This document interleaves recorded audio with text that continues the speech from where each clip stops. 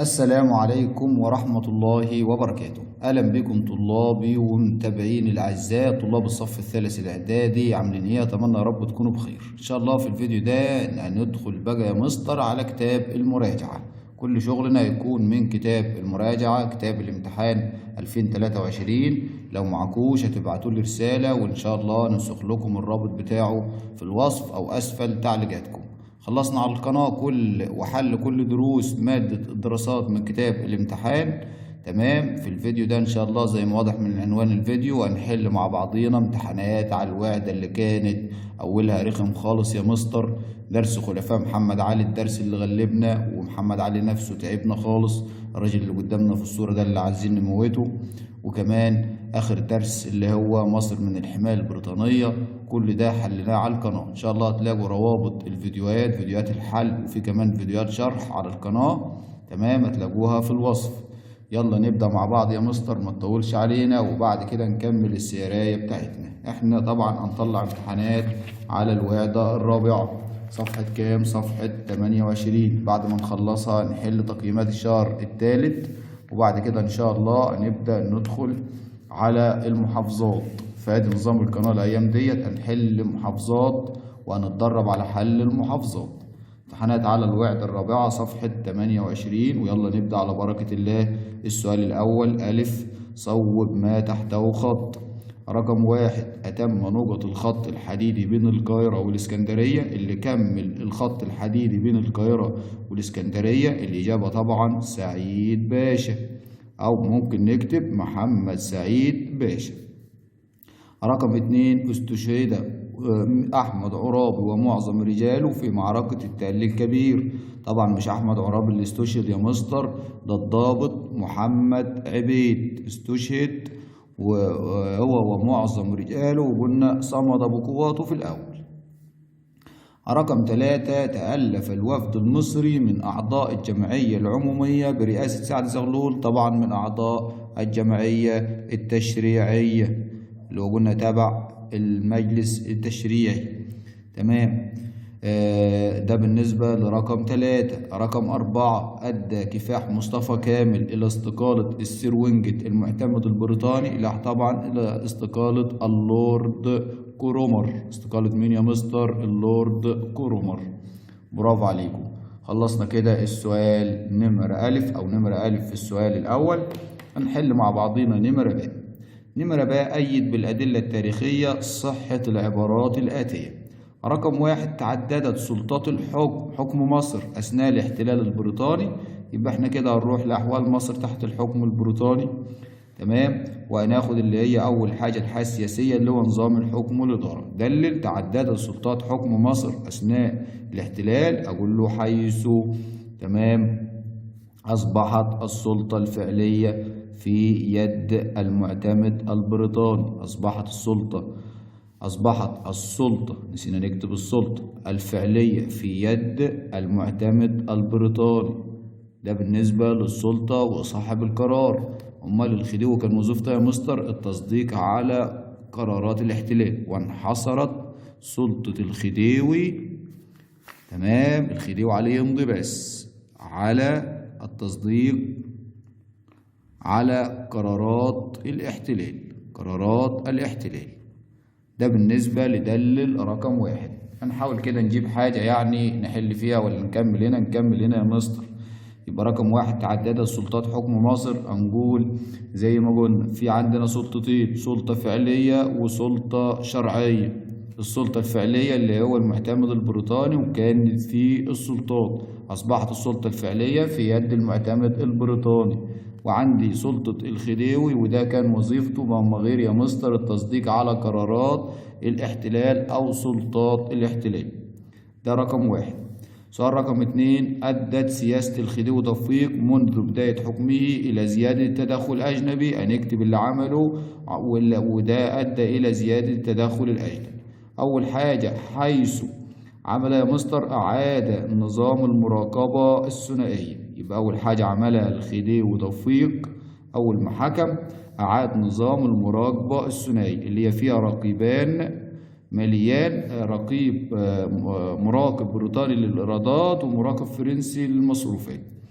وده خدناها في عهد الخديوي إسماعيل لما الدول الأوروبية اقترحت فرض الرقابة الأوروبية على المالية المصرية، فهو اضطر إنه يصدر مرسوم بتعيين مراقبين. ده اللي عمل كده الخديوي إسماعيل. جه بعد كده اتلغى النظام ده وعملوا مكانه وزارة مختلطة، وبعد كده جه بقى الخديوي توفيق رجع المراقبة الثنائية تاني.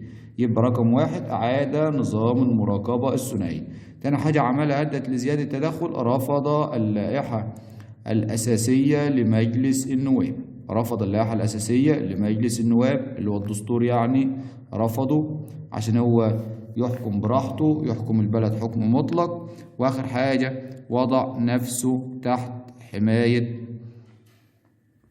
حماية إنجلترا وفرنسا بإسناد الوزارة إلى رياض باشا.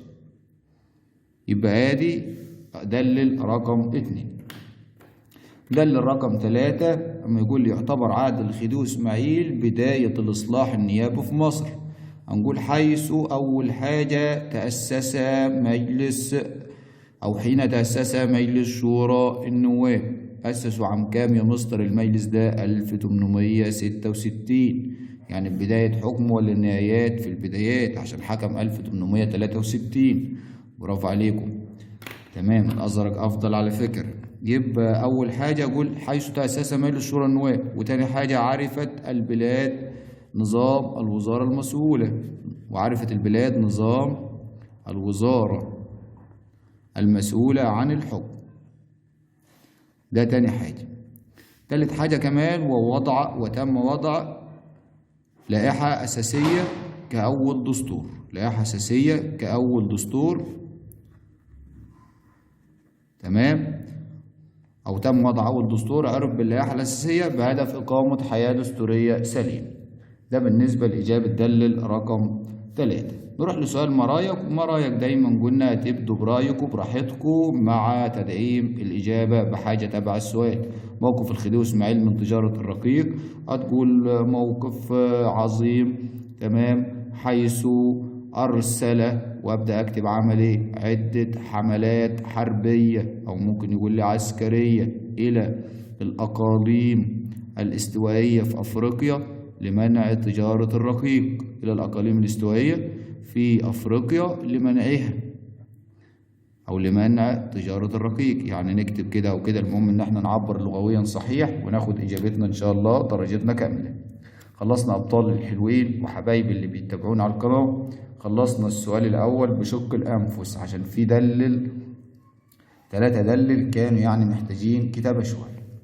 نروح للسؤال الثاني نمرة ألف. لمن تنسب الأعمال؟ رقم 1 أصدر لائحة عام 1858 وأصبح بموجبها للفلاح الحق في توريث الأرض الزراعية. مش أي حاجة ألاقيه كلمة لائحة يبقى سعيد، ممكن يجيب لي لائحة ويطلع مش سعيد. يبقى الإجابة هنا سعيد باشا اللي هي اللائحة السعيدية. هو عايز مين اللي أصدرها، مش عايز اسمها عشان تكتبوا اللائحة السعيدية تبقوا مطلعين من الامتحان. احنا إن شاء الله نقفل وفي الآخر تكونوا غلطانين. فنركز، هو عايز مني اللي عمل الحاجة ديت وأصدر اللائحة السعيدية. يبقى الإجابة سعيد باشا، وقلنا ينفع نكتبه محمد سعيد باشا. رقم 2 ألغى معاهدة عام 1936. اللي عقد المعاهدة وألغاها يا مستر واحد مفيش غيره. مين هوت؟ مصطفى النحاس باشا. يبقى أقول له مصطفى النحاس. كتبنا باشا ما كتبناش هناخد الدرجة يا باشا. يبقى الإجابة مصطفى النحاس باشا. رقم 3 أصدر مرسوما بتأليف وزارة نبار باشا. الوزارة دي يا مستر اللي عارفينها اللي هي الوزارة المختلطة. مين اللي أصدر مرسوم؟ أكيد الخديوي إسماعيل اللي كان دايما يعني يضطر ويصدر مراسيم. الخديوي إسماعيل، وده خدناه في مظاهر التدخل الأجنبي. رقم 4 شكل أول وزارة برلمانية في مصر يناير 1924 عرفت بوزارة الشعب. الإجابة اللي هو سعد زغلول. برافو عليكم. خلصنا كده ألف. نمرة باء اختر الإجابة الصحيحة مما بين القوسين. رقم 1 دعا محمد فريد إلى إنشاء الحزب الوطني، نقابات للعمال، الجامعة المصرية، حزب الوفد. طبعا الإجابة يا مستر نقابات العمال. اللي دعا لإنشاء نقابات العمال محمد فريد. لكن الحزب الوطني، الجماعة المصرية، حزب الوفد، تمام، الحزب الوطني والجماعة المصرية مصطفى كامل. رقم 2 تولى محمود سامي البارودي نظارة الجهادية للمرة الأولى في وزارة اللي هو رياض باشا. حصل امتى ده يا مستر؟ لما حصلت حادثة قصر النيل وكانوا عايزين يعزلوه، أو طلبوا وقدموا شكوى لعزل اللي هو عثمان رفقي. اضطر الخديوي انه يعزله في الاخر يعني، ويعين مكانه البارودي، وكان اللي ماسك الوزارة في الوقت ده رياض باشا. يبقى الإجابة رياض باشا. وبعد كده البارودي ده هيكمل في الوزارة ديت في عهد اللي هيجي بعد عزل رياض باشا. رياض باشا يعزلوه بعد اللي هو مزارة عبدين، ويجي مكانه مين يا مستر؟ شريف باشا. يبقى المرة الأولى رياض باشا. طب قال لي المرة الثانية يبقى شريف باشا، فخلي بالكم. أسئلة محتاجة تركيز. رقم 3 أعيدت وزارة الخارجية المصرية بناء على، دي كانت من نتائج يا مستر تصريح 28 فبراير. 3 نتائج: أعلن السلطان فؤاد نفسه ملكا على مصر. تاني حاجة أعيدت وزارة الخارجية المصرية. تالت حاجة اللي هو شكلت وزارة عبد الخالق ثروت لجنة من 30 عضوا لإعداد دستور جديد عرف بدستور عام 1923. 4 جعل مدة الخدمة العسكرية سنة إجبارية للجميع، اللي هو طبعا سعيد باشا من أعماله في مجال الجيش والبحرية. خلصنا حبايبي نمرة باء. في السؤال الثاني نمرة ج، حدد الأثر السلبي لكل عبارة. الأثر السلبي لمعاهدة 36 على المواصلات اللي هي وضع المطارات والمواني وطرق المواصلات تحت تصرف بريطانيا. وطبعا ده جعلها هدف للحرب، هدف لضربات الدول المحور. يبقى أول إجابة اللي هو في جيم، حدد الأثر السلبي اللي هي هنكتب النص الخاص بالمطارات وبالمواني، اللي يتم وضع المواني والمطارات وطرق مواصلات تحت تصرف بريطانيا. قلنا الكلام ده لو قامت حرب، وبالفعل قامت حرب اللي هي الحرب العالمية الثانية اللي قامت عام 1939 وقعدت ل 1945، وانتصرت بريطانيا في النهاية. رقم 2 سياسة الاحتلال البريطاني الاقتصادية في مصر. عايز مني الأثر السلبي. الأثر السلبي لسياسة الاحتلال البريطاني اللي هي محاربة الصناعة المصرية. حاربوا الصناعة المصرية، تمام، محاربة الصناعة المصرية بتسويق المنتجات البريطانية والأجنبية، وكمان التوسع في زراعة القطن. هو عايز من الأثر السلبي، يبقى أهم حاجة نكتب له محاربة الصناعة المصرية. يبقى تضررت الصناعة المصرية نتيجة سياسة الاحتلال البريطاني الاقتصادية في مصر. خلصنا حبايبي سؤال 28 صفحة 28. خلصنا امتحان رقم 1 تمام على الوحدة الرابعة. كان امتحان جميل الصراحة، يا ريت تحلوه وتقيموا نفسكم من خلال الفيديو. أي إجابة ناقصة انتوا هتكملوها لأن احنا بنحاول نختصر في الحل. يلا يا مستر نروح للصفحة التانية، صفحة 29. الصفحة التانية صفحة 29 امتحان رقم 2 إن شاء الله نحله وبكده يكون خلصنا الامتحانات. عشان خاطر اللي مستعجل اللي عنده أي حاجة يبقى باقي لنا امتحانات على الوحدتين هنحلهم إن شاء الله في فيديو آخر، ويبقى باقي لنا إن شاء الله قلنا تدريبات تقييمية على الشهر الثالث. تمام، فحاولوا شدوا حيلكم وتخليكم معايا على القناة، تتابعوا تركزوا إن شاء الله معاكم كده لحد ما تفرموا الامتحان، ترقشوا الامتحان.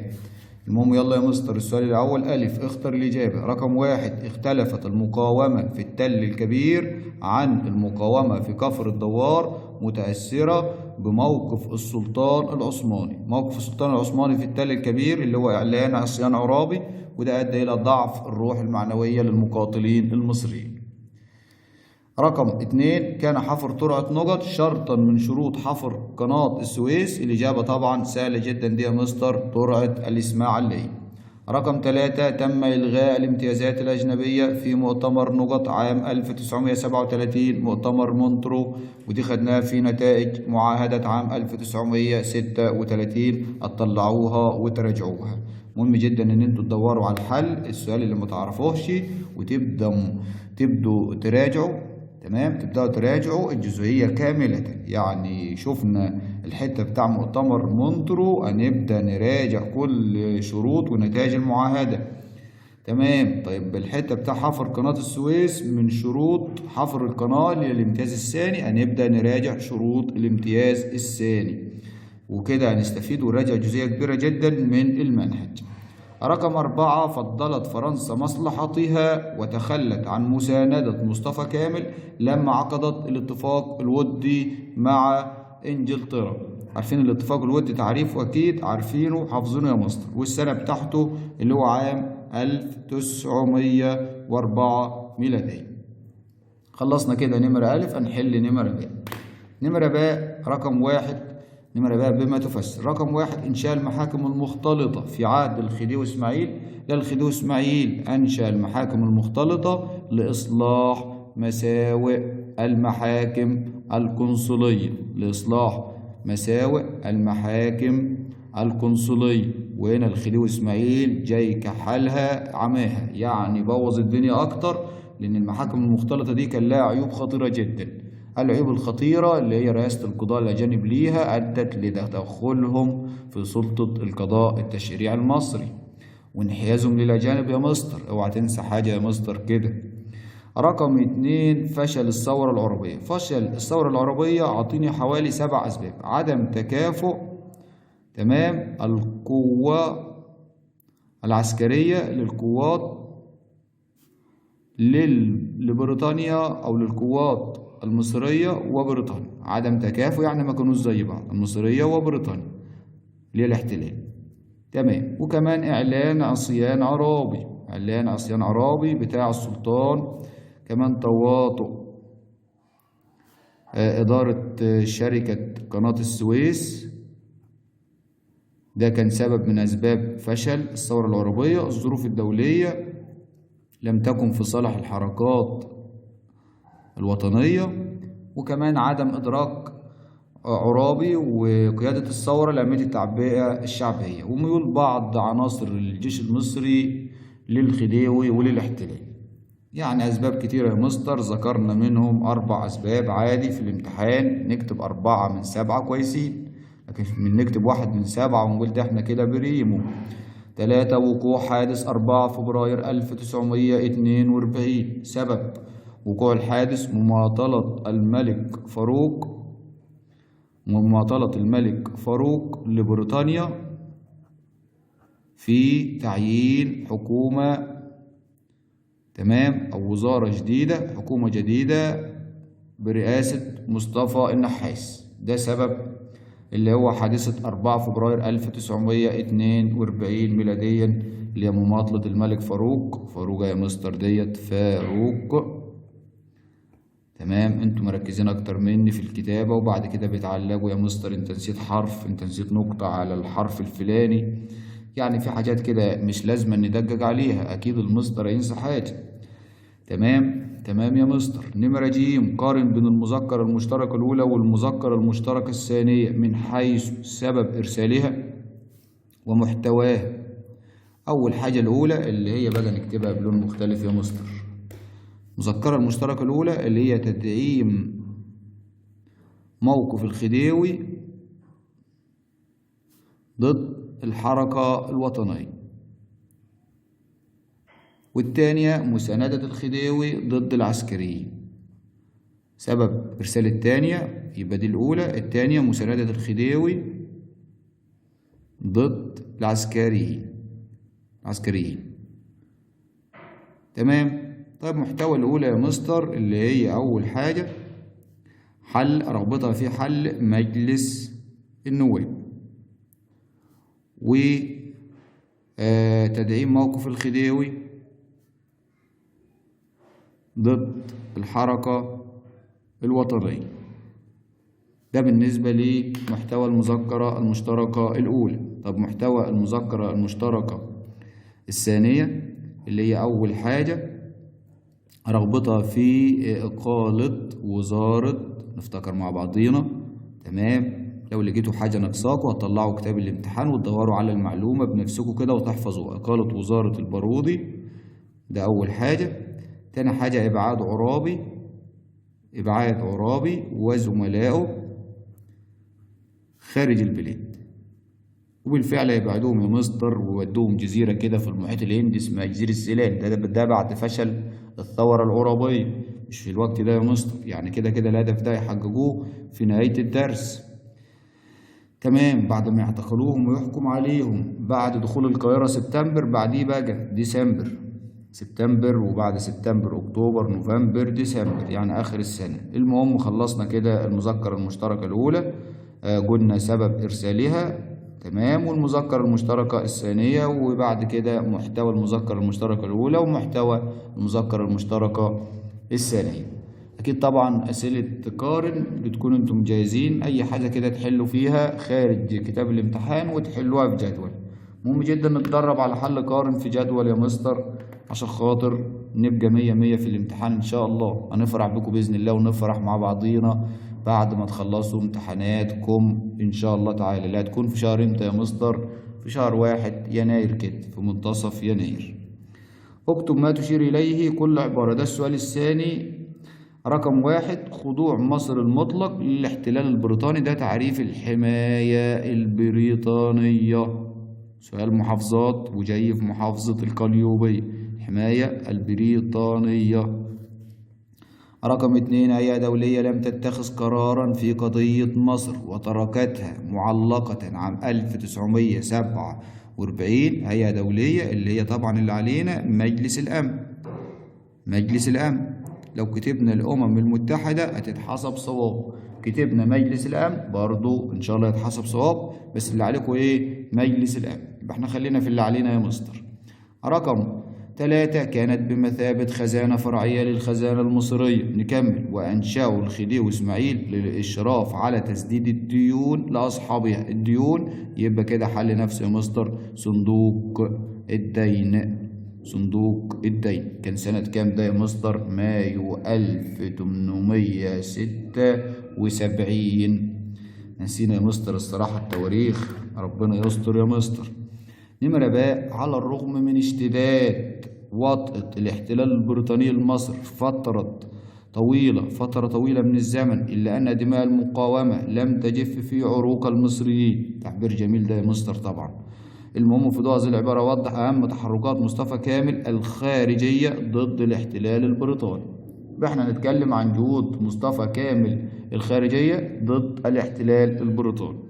أول حاجة رفض اتفاقية الحكم الثنائي للسودان. ده كان تبع الجهود الخارجية، رفض اتفاقية الحكم الثنائي للسودان اللي هي كانت عام 1899 في يناير.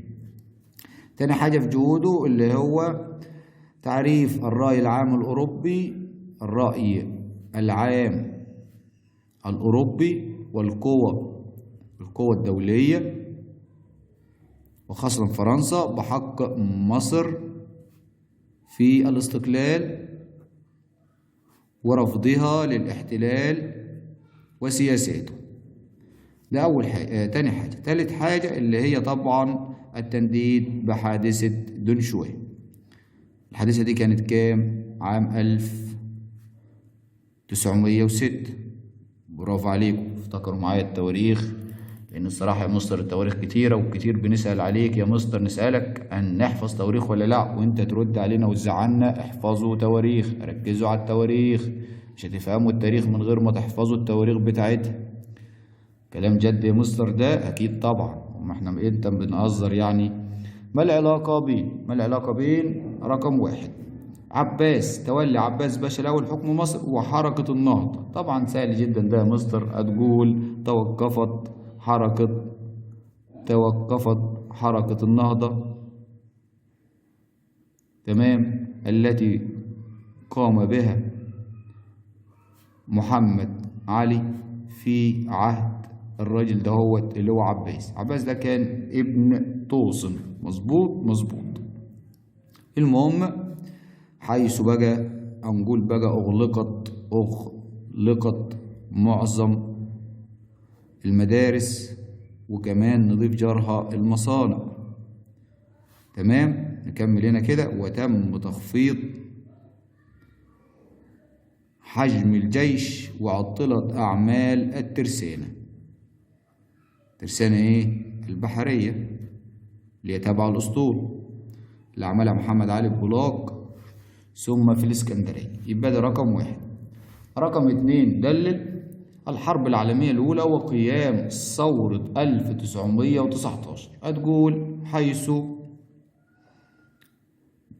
تمام أو من عوامل قيام ثورة 1919 ميلادية